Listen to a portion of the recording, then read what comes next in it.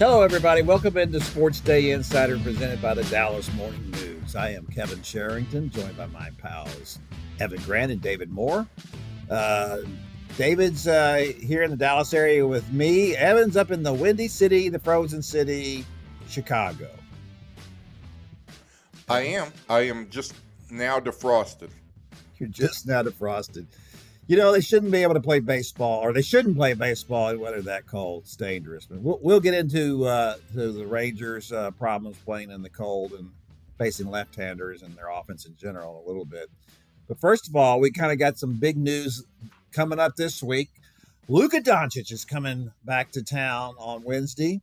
I thought there might be the faintest possibility, because it's a back-to-back for the Lakers, and they were coming off a back-to-back at the end of last week, that maybe they would decide that Luka shouldn't play and just take the emotion out of all of it. But they can't really do that, can they, David? I wouldn't think so. You look at it, I think they'll probably maybe do a little rest in Oklahoma City, I guess, as before, and then coming here. So we'll see how it plays out. They got on a good stretch there, but Luka lately hasn't looked that good, and so it's kind of they're still trying to work out the rhythms of how those three guys, with Austin Reeves too, with LeBron and Luka, how they work all of that out, because they're not getting much beyond those three at all. So there is kind of a sense of, okay, what role can you guys develop for the postseason around these three? And I think they're going to spend as much time doing that as they can, and there's not much time left in the regular season. Yeah, that's right. And they're still positioning too, right? You can't Sure. be losing any ground. So I guess they wouldn't do that. This is really going to be something. I'll be out there Wednesday night, just kind of write about the scene and what that's all like. I'm trying to think of any time a former Dallas athlete has returned and the reception from the crowd after that. I don't think, nothing pops into my head, and I just can't imagine anything quite like this. No, Such I a mean, great Jalen player. Brunson was the latest example, but the other end of it, early in franchise history, you had the opposite end where Kiki Vandeweghe didn't want to come here, and then when he did show up here, the crowd erupted into boos every time he touched the ball. That's right. I remember that. Exactly. Yeah. On the Rangers front, I think you had a pretty decent comp. When Alex basically talked his way out of here after winning the MVP and went to New York, Yeah. he wasn't met with what I would call a real warm welcome, and that pretty much stayed intact the rest of his career. Yeah, Alex Rodriguez, of course. Luka was adored here, so I mean, I would imagine it is going to be fascinating. I would imagine the cheers for him individually when he does something will rival or exceed what happens when the Mavericks do something, at least early in the game. In the second half, if it's a competitive game and Dallas has a chance to win, they're still scrapping for a play-in spot. Then I think it balances out a little bit, and the rooting for the home team supersedes that. But early in the game, I would anticipate the reaction to positive moments for Luka would be a little more enthusiastic than the positive moments for the Mavericks. Yeah, I think that the Mavericks aren't they scheduled? It seems to me I read at some point that they were scheduled to do some kind of tribute for Luka when he comes back, which I find that incredibly awkward. Yeah. It's one of those things where I think you're better off not doing anything, because bringing him back now, this was the whole problem. First of all, trading him to the Lakers, a team in your conference, and so that was a huge mistake. And then all the stuff that they leaked out about him and all the bad stuff they said about him, after that, and then the disparity between that and when Kyrie Irving went out, and Nico Harrison practically bawled at his feet, about the fact that he was going to be out. All of this just seems really awkward. I would prefer, if I were them, just to toe the line and just say, yeah, that's it. We're not doing any big thing for Well, them. Let's go Lakers now. I will say this: at this point, the Mavs are damned if they do and damned if they don't. It's a no-win situation for them because if they don't welcome him back, then it's just a cold. It's a cold franchise. If they do welcome him back now, it looks like it's a disingenuous franchise. So this is all again what the Mavs have brought upon themselves with the trade and how they've handled the aftermath. And I disagree with David on what the reaction will be, even in the second half. I do not think that Mavs fans want this game. I don't think they want them to win this game. I don't think that they want to see anything positive out of this. They want to reinforce. I mean, if the Fire Nico things have lasted this long, I think Mavs fans are going to be wholly on the side of Luka Doncic all game long. Yeah, I'm I seeing think there's a photos lot of of personalized license plates now with Fire Nico on the license plates in Dallas. I think that there's a lot of Mavs fans out there. When you go to the games, there are still, for all the talk about, season ticket holders canceling and all that stuff. And no, there's not as many people at the game, but there's still a lot of people at the games. There's a lot of just straight Mavs fans, basketball fans who still want the team to win. So I'll be interested to see what the reaction is overall in the game. But David, I wanted to And talk it will to be you very about. quick. I'll say, though, while Luka is beloved by a large section of the fan base, and I think there'll be a lot of the reaction, I do agree it's also going to be over the top for him because that's a lot of fans' way of still showing their displeasure for what happened. So it's partially welcoming Luka and letting him know, that he felt wronged, and they agree with him. But it's also digging in on the organization that, like, look, we're still not happy with you either, and there is a core that's going to be, faithful regardless. But there are levels to that too, right? And it's not just the core; it's how much they engage a team, how excited they are about a team, how much they follow it, and that has unquestionably been dampened with their actions. Yeah, no question about that. So, David, one of the things that we've got to see in a limited sample size, obviously, but since the return of Anthony Davis and Derek Lively's back now too, we've seen him play really well. I mean, especially offensively, he's scoring better than a point a minute most of the time. So he's certainly responded in that sense, but it isn't translating to wins. And there were plenty of times when Luka was here, when he was without key components of the team, and he was still able to lift the team to wins. We saw that repeatedly over the years. So to me, this already is starting to look bad from the standpoint of if you're basically trading these things, it wasn't a straight up trade, but it's pretty close to it. If that's what you're trying to do, and this guy is not able to put the team on his back to win games, then you've already shown that you have lost, haven't you? Well, and that was going to be Kyrie's role, right? That was going to. It wasn't a 1-for-1 per se. Nico wanted a two-way player, which Anthony Davis is, an outstanding defender. And I think some of those, okay, now clear out, let the guy go to work moments that Luka did. That's not who Anthony Davis is as a player. Kyrie Irving has shown that's who he is as a player. So I think we haven't seen how they envisioned this trade was going to work, except for 2.5 quarters there in Davis's debut. Right. And that's the thing. It's Davis without Kyrie Irving in there. Davis can't have the impact that he was brought in here to have because, you mentioned it. If with this current cast, would they have won more games with Luka than Anthony Davis?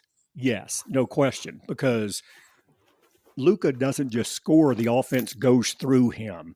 And the defense its entire defensive scheme is based off of what Luka is doing at any particular time or trying to deny him the ball, something like that. Anthony Davis isn't that type of player. You don't run the offense through Anthony Davis. You don't dictate the offense through him. And so a player that the offense goes through him and he dictates the offense always has a greater impact than what Anthony Davis will, no matter how good he is. Yeah, I get that, and I get what David, what you're saying with the standpoint of what Nico was trying to do, and I've gotten it all along. I understand what he was trying to build here. It's just a faulty premise, obviously, because you're talking about players who aren't always available, and that was the big complaint about Luka. But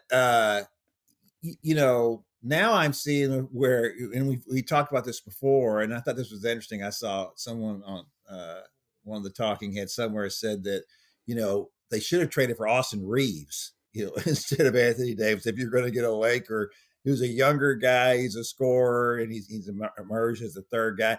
Although I will say this: if he had brought back Austin Reeves in that deal, the howling really would have been loud. I mean, at least Anthony Davis has been a multiple-time All-Star, and we see that, and that would have been a disaster to do that. I think it was Reeves more as the add-on to Anthony Davis than the if you got Anthony Davis and Austin Reeves, instead of okay. Mm-hmm. Now you're talking, because now look what's happening a little bit to Max Christie here. He's kind of hit a wall, and he's not, really done very much. And everybody was so excited about that, right. And here's something else to your point too. You're talking about, Luka lifting the guys around him. Does PJ Washington look like the same guy he was last year? No. I mean, see, Dave, that's the thing about this. And we were just talking, you were mentioning earlier about the Lakers, and they don't have much beyond those three guys. No, they don't. And that's the whole problem with building around multiple superstars, right? Mm-hmm. Is that you don't have anything left for the rest. You're going to leave yourself short unless you hit on young guys in the draft.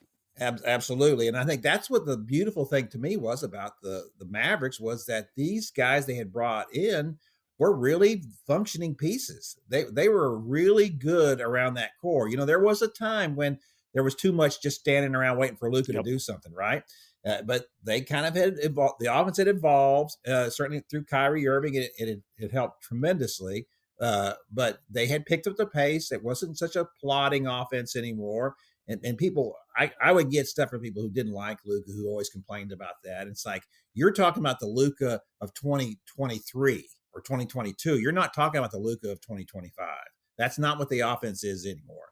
And that was, of course, the thing to me in the end was, you took something that was this close to winning a title and decided, no, let's just blow this up, and we're going to go with something completely different, and we're going to win it all. And now look where you are. And two completely different teams in the conference finals in 3 years. Yes.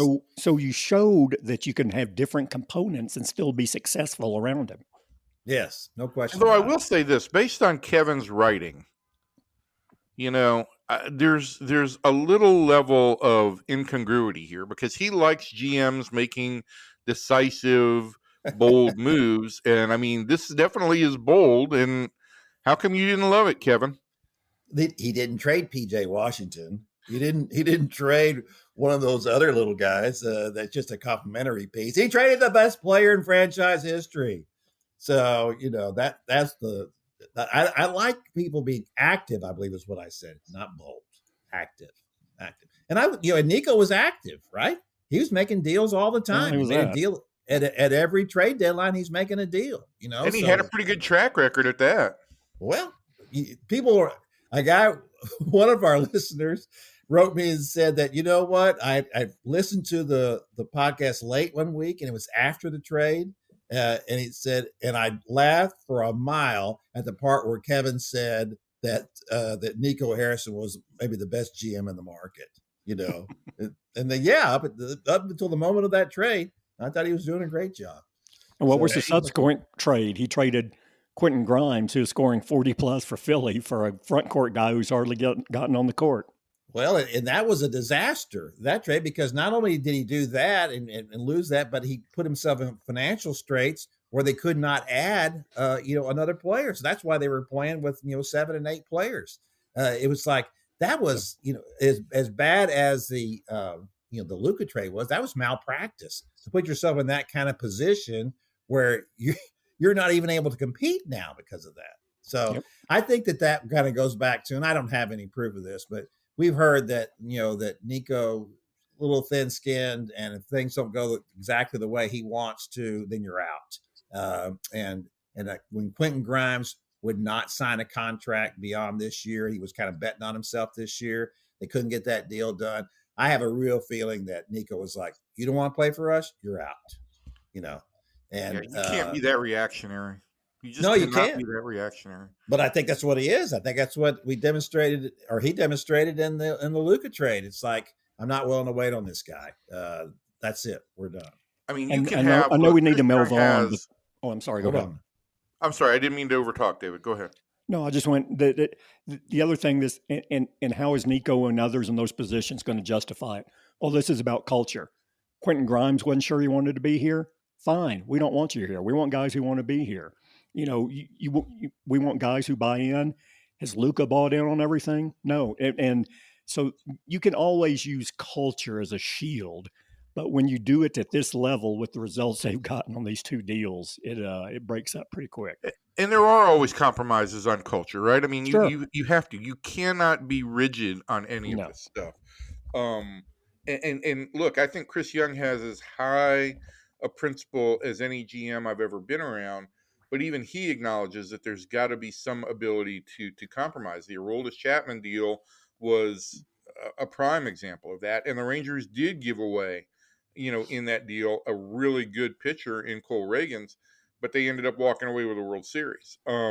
I just think that one of the things that has come out in all of this from you guys in particular has been that Nico's inability to be flexible or to see it any other way than his way. And, I think I've said this once or twice in this whole process, it's not about you, it's about the players. And in the day and age of I'm going to mold men into who I want them to be and they're going to do it my way or the highway, that's gone in every sport, man. You've got to be more flexible than that. And you've got to be able to reach different people in different ways.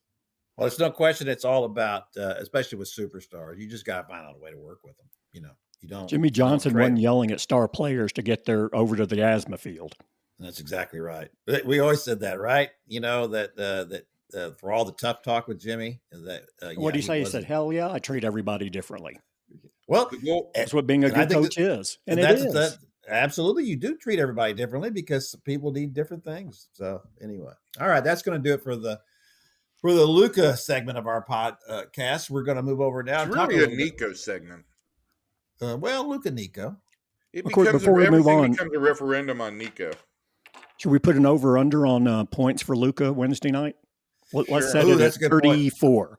Set it at 34. I think 34 is good because I was thinking he was going to score 35. So yeah, I'll take the over. I'll take Evan. 77. That would be over. Then he's just going to say, "Oh, I thought you were asking for his number." I think it would be appropriate, wouldn't it? But you know what? Let's go with this. Let's go with a tribute to Dirk. I'll take 41. Okay, good. Well, since y'all took the over, I'll take the under, but I can see a big one here. Yeah, just if he's too hyped, like in that first time they faced each other. Could be. That would be the one thing. He was a little too hyped. It's certainly possible. I think it will be. All right. Evan, you're in Chicago where the Rangers got blanked Monday night, 7-0. Not good anywhere for the Rangers. Not good with Nate Eovaldi coming off that complete game shutout. And certainly another pretty poor effort from the Rangers on offense. They're just all or nothing on offense. Either they hit a home run, they hit multiple home runs. They are stealing bases, and I give them that because they haven't done that under Bruce Bochy's time here, and it was always a frustrating thing to me in an age when they've done everything but say, "Here you go, have a stolen base if you want it," and they were not doing it, and they are doing that this year. But I will say this, Kevin. Last night was a night for them to steal some bases, and when they got guys, because you want to try and manufacture runs, that's what the Cubs did with their first two runs, and the Rangers weren't able to do that. And when Josh Smith ran, he looked slow. And the thing for me last night, and I tried to say this in my column, is that I think the Rangers looked slow. I think the cold did affect them. And this is a character building exercise. I don't take anything from this game and say, okay, this applies to this season, but I do want to see, it's going to be 33 or 34 again tonight. I do want to see how this team reacts to having been in the cold last night and how they bounce back. Because that was the one thing I took out of the clubhouse last night, that, hey, a game like this, even if you lose it, it can be a little bit of a character builder, and you have to bounce back now and figure out a way. Like, okay, the atmosphere and the conditions are not against us. How do we figure out a way to make this offense work in that situation? Yeah, that's look, it is miserable, and we talked about that earlier. Should there be a line of demarcation, when it gets to be this cold? Because, and you could even justify it from the standpoint of a pitcher starts to get a little, numbness in his fingers, and he loses control of the pitch, and the ball sails and hits a guy in the head. Duvall hadn't walked a batter in his first two starts, hit two last night, and I think that the ball was a little bit slick on him. I don't think he lost feeling in his fingers, or maybe it was a combination of the two. But to your point, yeah, I think there's something there. So they should consider, at the very least, in these places in Detroit, in Chicago, which they don't have protection from the elements this early in the season, the weather is this bad. The very least they should do is schedule these games for the daytime. I mean, it's not like the Cubs don't have a history of that. So it's just really, frustrating to me to see baseball not understand these things and make some kind of adjustment. And I don't know what the temperature ended up being in Detroit at last night at game time, but it was 38 in Detroit, and they played in snow, but it wasn't as cold as it was last night here on the banks of Lake Michigan, where it was at the start of the game, it was 23-degree wind chill, and it was just an unpleasant night for everybody out there. And I do think, to your point, maybe you can't just bang these games this early in the season, especially with the number of interleague games that you have. Maybe that's really hard to do, and it's a last resort. But maybe what you could do is say, if the forecasted temperatures are below 40 degrees, we're going to move this up to a day game. Something to maximize the temperature of the day. Yeah, no question about that. So, Evan, I'm like Bruce Bochy on this stuff with the offense. Sooner or later, these guys are going to hit. Sooner or later, Corey Seager is going to hit. We know that. Marcus Semien usually needs some time to get his timing down, and he'll hit.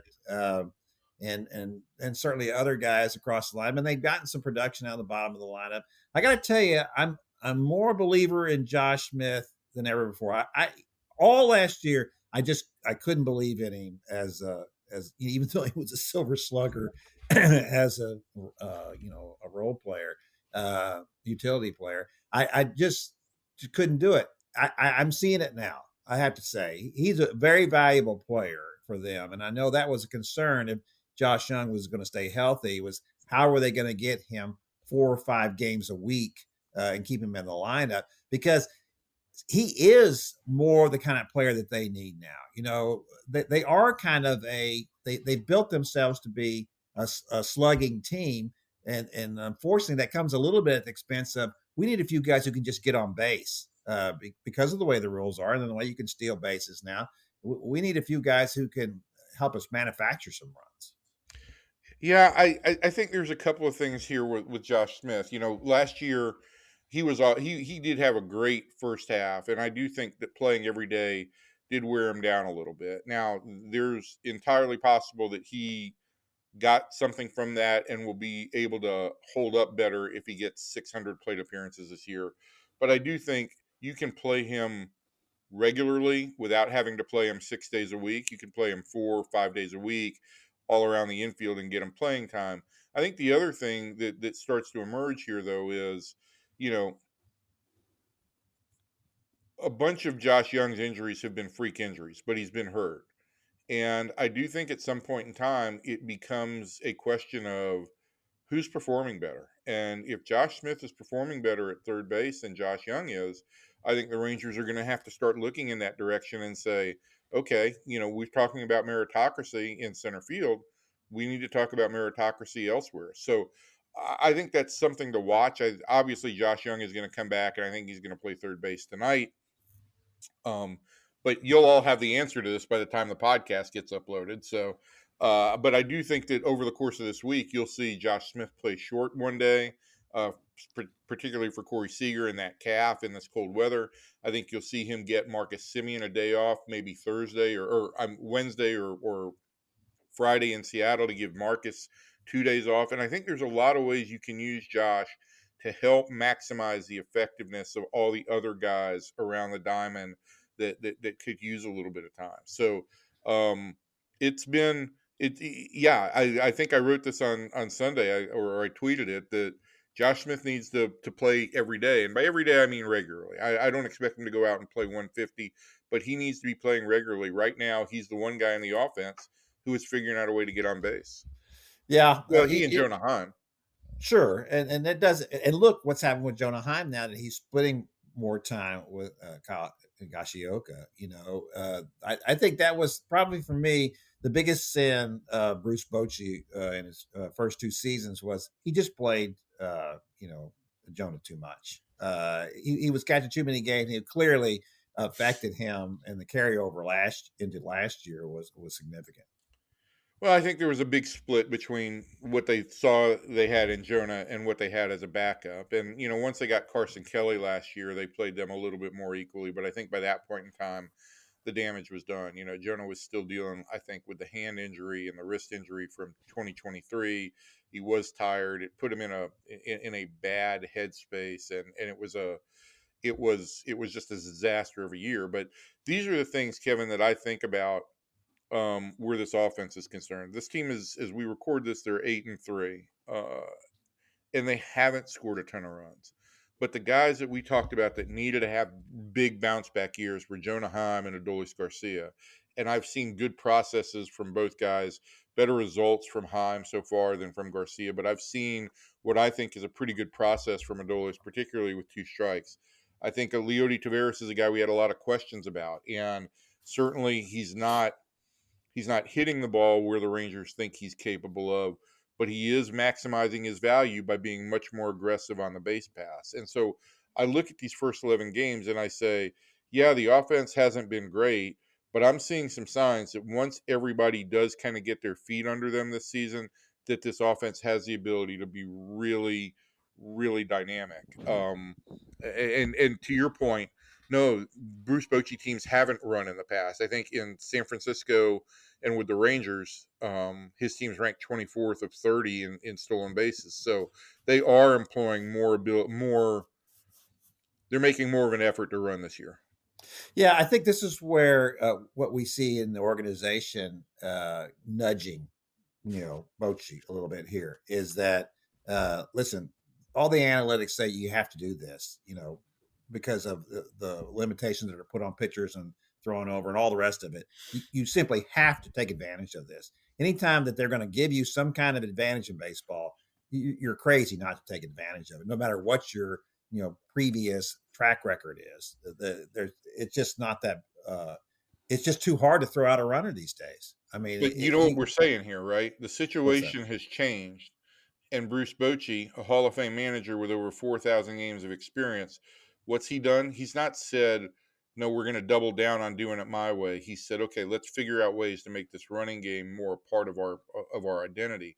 And I think that goes back to the last segment. You've got to be malleable to what the circumstances and what your talent is, and maximize that rather than say, no, we're not going to do that. Well, I mean, that's the thing about Bochy that makes him so appealing is that for as smart as he is, and we know how smart he is, no matter how dumb he plays or tries to make it look, he's a brilliant guy, but he's got very little ego.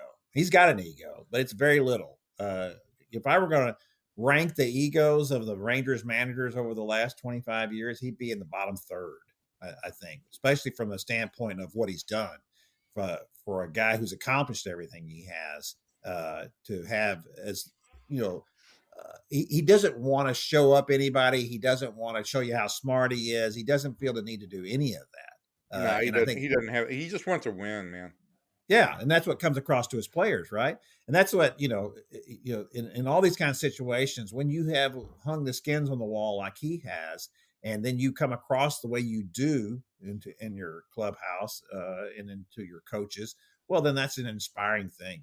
Players really love that kind of response, especially in baseball. Yeah, there was, and this is just silly, but at the end of the game last night when we walked into the clubhouse, he's standing on his desk and he's got his arms crossed against his body, almost He's like standing on his desk. he was sitting on the edge of his desk. I'm sorry.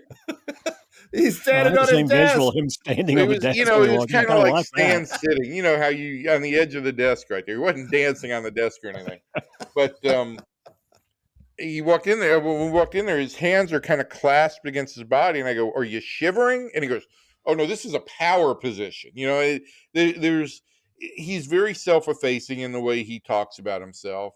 And before the game last night, you know, to your point about all how this rubs off on guys. Yesterday was Adrian Beltre's birthday, so there were a couple of guys in the clubhouse, like the clubhouse manager, Brandon Boyd, who called Adrian to wish him a happy birthday. It came up that Bruce's 70th birthday is going to be April 16th, and it also came up that Bobby Wilson's birthday is actually today. And Bobby walked into the office, and Boach said, "Bobby, what can I get you for your birthday? What do you need?" And Bobby's kind of Boach's whipping boy. Boach loves him. They're both catchers, both low ego guys. And Bobby just said, "Boach, all I want for my birthday is a win." And that's, you know, that's kind of where their heads at right now. They all are on the same page. Yeah, they'll figure this out. I think in their problems in their offense. And meanwhile, the pitch has been terrific. They will, and if they don't, they'll just trade Seager for somebody. Yeah, that's right. We need that kind of trade in this market. We need something else like that to happen. All right, that's going to do it for the Rangers segment of our podcast. We're going to move over now and talk about the Cowboys offseason, David. They made themselves a deal for Joe Milton III from the Patriots after it became clear that Joe Milton was kind of saying he wanted to compete with Drake May to be the starting quarterback for the Patriots this fall. I don't think that was going to happen. I don't know that you want a guy to be competitive, David, but you don't want him. And maybe that's a different situation with Drake May. He's not an established quarterback, but you don't want Clint Longley in here either, do you? No. Now, but again, they came in the same draft, right? They were both the same draft class. I think he did the one game he played, he looked good. He did. Let's say that. But yeah, Drake May is that guy, and you need to establish him. It's it's like early here when the Cowboys made a trade early. They had a couple of good young quarterbacks, and one of them, Troy Aikman, felt threatened by him. Steve Walsh. A lot of it is age, and look, Joe Milton comes in here. He in no way, shape, or form threatens Dak Prescott, and he knows that he can't, compete for the starting job with Dak Prescott this year. But he's going to say, "Well, of course, I'm his backup. Let's see, let's go." And so, the way it looks right now, Will Grier, if I were to guess, he's going to end up being the number 2. I would still put Will Grier ahead of Joe Milton right now for sure. But we talked about it earlier, and Stephen Jones, said from the combine in Indianapolis in February that they wanted to take a developmental quarterback, which is you use one of those 5th or 6th or 7th round picks on a quarterback in day 3. In essence, that's what they did. They traded one of their 3 compensatory picks in the 5th to New England and got Milton and a 7th. So they got another pick back, which is only going to be about 34 spots behind what they gave up for Milton. So it was a no-brainer move for them, and it lets you know they didn't think there was particularly any good depth down in day 3 as far as getting a quarterback to develop. So they liked a little something about this guy, get him in and see if anything works. Yeah, absolutely. This is a really short quarterback class at the top. Yeah. It's not great. It's good, but not great. And then after those first couple go off the board, really a lot of questions about the rest of them after that. So yeah, I like Joe Milton as much as any of the guys you could have gotten. Real strong arm. He does. He's a big guy, 245 pounds. I would, I say that, Joe would slide in as a 3rd, but if you're not going to get him any more time than you got Trey Lance, then then it becomes one of those things. And then what was the point? If you're not going to really develop him, if he's not going to get any practice time, if he's not going to get any game time, then what was the point of taking him in the first place? I would really like to see for the Cowboys, if Dak Prescott's not going to run anymore, then put Joe Milton out there in a couple of packages and put him on the field and let him see what he can do. I don't think there's anything wrong with trying to do something that's going to give the opposing defense something to think about. We got to prepare for this. When they bring Melton into the game, maybe a couple of times a game, why not? Yeah, you saw, you saw New Orleans do that with Taysom Hill. You've seen teams spot players in there. Now, sometimes you still have to be able to pass. If you don't have a few pass variations off of that, then you're dictating exactly what you're doing. Oh, absolutely. But if you do it well, that's also why change it up? I mean, if you have 3 running threats back there and your quarterback's one of them, and you're 3rd and 2, why mess around with, well, we got to throw to keep teams off balance too? Just do it. Well, you could, it's a little bit like with Texas when they bring Arch Manning in at the end there, and finally it got to the point after one of the playoff games, they had a little availability there, and I asked Arch Manning, are you allowed to throw the ball? Because he was not doing it, and he kind of smiled and said, "You'll have to ask Coach Sark about that." And so, if you're not going to let him throw the ball at all, no, it's not as effective. He's going to have to do it, but it's not like he couldn't. And so I'm just all for that kind of thing. That was the problem, for that Wildcat that came and went, was that the Wildcat never threw the ball. Just decided where he take one quick look. If there's something there, throw the ball. If not, take off. It's just not that complicated to me. But what do I know? So David, things have kind of quieted down about the draft now. And I think that's interesting to me. We don't see a lot of talk about things, and maybe that'll just, it's just a natural progression and it'll all heat up here in the next couple of weeks. But let me just ask you this first. Do you believe at this point the Cowboys will hold on to the 12th pick? I think so. But if they do make a move, I would see them tumbling back a few spots and picking up an additional 3rd round pick. We saw that a few years ago when they got Micah Parsons. 2 corners that they wanted and fixated on went to 2 picks before they were on the clock. They moved back a couple of spots, picked up a 3rd round pick, and which they used on Tyler Biadasz. Can't think off the top of my. Anyway, they picked up an additional pick and then moved on. So I could see them doing that. I think that would appeal to them. But I think they're also very happy just sitting at 12 because, as we talked about, when you look at their positional needs, potentially the top wide receiver. So I don't think running back. I just do not see Genty getting there the way the game has gone, and especially with some of the coaches on these teams ahead of Dallas. I just don't see Genty getting all the way to 12. So let's take running back off the board, but there's still a chance you could get the top wide receiver on your board, maybe the 2nd best pass rusher, or interior defensive tackle, and arguably the top corner. Who do you believe is the top wide receiver on their board, David? I mean, I do think the Arizona guy, Millen. Roy McMillan, yeah. Yeah. Yeah, he's a little bit different skill set. He would seem to be a good counterpoint. But they brought in, one of their 30 visits was a Mecca, the Ohio State receiver. Luka, yeah.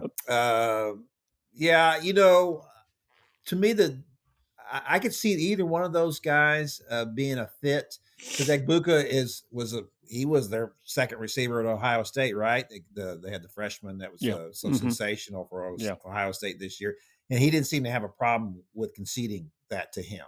And then the thing to me about McMillan is that the Cowboys have seemed a little fixated, which is why they made the trade for Jonathan Mingo, on getting a big wide receiver, a guy who's a big target, more of a possession type receiver. I think that you could certainly make the case they could use a Matthew Golden because of his speed. He Mm-hmm. was the fastest player at the combine. Somebody could take the top off of a defense. That would be great. And I do think that in my mind, if I'm looking at those guys, I think I might like Golden a little better just because of the speed The speed, and yeah. and the fact that also he runs really good routes and he's very good at the point of catch. I mean, he not like McMillan, who's huge, and somebody who would be maybe a little more effective in that type of scenario. And I do think that's part of the deal with the Cowboys. Luther But Burden's another guy who's coming in on their 30 visits as well. and he's a guy whose stock has fallen, Mm-hmm. and I don't. The question is how much of that is his fault, how much of it was Missouri's. Their offensive game plan not very good, didn't maximize him. So I think that probably is not his fault. He's a guy a little faster as well. I think going into the season, he was probably considered. He might have been considered the top He might receiver have been though, going yeah. into And the that's the draft. thing. I don't think there is a consensus number one. My belief is if you talk to 10 teams in the league, you would have 4 different receivers, who are at the top of their board. I just don't think it's in the eye of the beholder there. And it's not like some past receiver classes where you undoubtedly had 1 or 2 guys at the top who are going in the top 10. The first receiver who goes could be at number 12 to Dallas if they decide to go in that direction. So David, let's say this then, because I don't have a problem with them taking a wide receiver if that's what they want to do there, because it's certainly an area of need. I prefer. I'm on record saying I like to see them take Jahdae Barron, who plays a little bit of everything in the secondary. Very aggressive player, very smart player, a real leader, a terrific kid all the way around. Is there any progress on anything to see that Amari Cooper might make a return here? It doesn't sound like anything, is, and again, it says something that he's still out there too, right? It does, and Normally I'm at wondering this what that point, is. yeah, normally at this point, if a guy that has the resume he has not signed, most teams are just going to go, okay, let's do it after the draft, and his agent's probably going, well, look, you sign now, you're just signing. If a team goes into the draft and wants a receiver, comes out and doesn't get it, you're going to make more money. So most of these guys now, the name free agents, even the name guys who are on the back end of their careers, usually don't sign right now. It's like, well, what's the point? Just stay in shape. We'll sign you. The heavy lifting in the offseason program begins right after the draft anyway. We'll get you in here by then, and you're not going to miss anything. Yeah. Yeah, and I guess the same thing with Calais Campbell. Then he hasn't signed, has he? Did I miss that? No. So yeah, Calais Campbell. Yeah, so him too. I think it's just like, and this is a good. There's a lot of good young interior defensive line talent in this draft. Walter Nolan's a guy who's also coming in on 30-day visits for them. I wouldn't have a problem with him at 12 either. That might be a little high for him, but he's a defensive tackle who has that little bit of that fast twitch. Got some pass rush in him, which is what everybody wants now out of a defensive tackle, as long as he can still play the run as well too, and he's good at that. So that's the beauty of 12 where they are. They could get if they're not getting the best player at the position, they're going to get the second best probably. And there's several places that they could go to do that. And that's where too, if they're sitting there at 12 and there are, like I said, on the receivers, I think is kind of beauties in the eye of the beholder. A good scenario for them would be at 12, no receivers off the board. They're sitting there looking at, say, 5 players on different positions that they essentially have the same grade on, and they are completely content with any of those 4 to 5. You just go, okay, this pick's up, this pick's for sale. We're not going to move back more than 4 spots. What do you have? And that's, I can certainly see that scenario unfold on draft night. Well, I think that might be a good play for them too. The one problem with is, as you kind of do these little jigsaw puzzles about what they do in the first, second, third round, is that I can see certainly there's lots of running backs. They could take a running back in the third round and be just fine. I think I don't know that they can take a receiver after the second round, and even their second round receiver might be repetitive with what they have. I mean, is it going to be that much different than Jalen Tolbert, who they got in the third round a few years ago? So I think Absolutely. there are fewer wide receivers at the top. So if you wanted to come out of this draft with a wide receiver, I think you have to look pretty strong at doing it in the first round, because I don't know that the value is going to be there from 2 on. Where at running back, you're still going to have value in the third round. Yeah, you will. And there's defensive tackles that you can get in the second round. Yeah. There's a lot of other ways to go. It's just fewer ways that you can get that wide receiver. That's why they had to re-sign Amari Cooper. But I guess they're not going to accommodate me on that. All right, that's going to do it for the Cowboys segment of our podcast. Now we're going to move over now and talk about. Well, I'll tell you, David's wearing his Florida colors tonight, or to this afternoon. I was just washed out. It is kind of red, but yeah. Oh, it looks orange on here. It's just, I know it does. It's hard for me to take that as a Cougar High grad. I really thought you that kind of once saw they that got, game before, though, right? Oh my gosh! Oh my gosh! After they beat Duke, and what a great game they played there. That second half, and scoring 9 points in 33 seconds to win that game, and after being down by as much as I guess it was 14, was just a phenomenal comeback. One of the greatest comebacks I've ever seen in any sport, to win that game against Duke. They just did a terrific job. The problem with Kelvin Sampson's teams at Houston has been that they expend so much effort on defense. It is really hard to find anybody who's going to be able to play two-way in that offense. And so most of their offense came through L.J. Cryer, the Baylor transfer, who had won a national championship in 2021 with Baylor when they eliminated U of H in the semifinals. He would have been the first player, if they had won that game last night, he would have been the first player ever to win a national championship at 2 different schools, which would have been phenomenal. And I guess the worst part about that is that you got 19 seconds to get off a shot here to either tie or win outright a national title, and you don't even get a shot off. Yeah. I mean, that was a brutal ending. I would rather have seen them lose 60-45, as my 90-year-old aunt said, than to lose like that. Just terrible. Well, at least when they lost to North Carolina State had the ball. And it's a freak play, right? Yeah. They didn't play with it. And of course, I was covering the U of H for the Houston Post then, and was in Albuquerque when that happened. And in my mind's eye, when Derek Whittenburg took that shot in '83, you could tell it was short. The arc of it, he was so far out, and the arc of it was short. And in my mind's eye, I saw it bouncing and going out of bounds, and then it's overtime. Then the next thing you know, Lorenzo Charles picks the ball out of the air and dunks it in one motion. And it all happened so fast, I thought Cozell McQueen had done it. It wasn't until like 20 minutes after the game that I learned that no, that was Lorenzo Charles, who had done absolutely nothing the entire game. Yeah. So, but at least in that game, it was a freak play and a great play by Lorenzo Charles at that point. To lose when you've got the ball in your hands and you don't even get a shot. Don't even get a shot off. That's the thing. And not only what I think when you look at the game, I think Florida led for 1 minute and 4 seconds the whole game.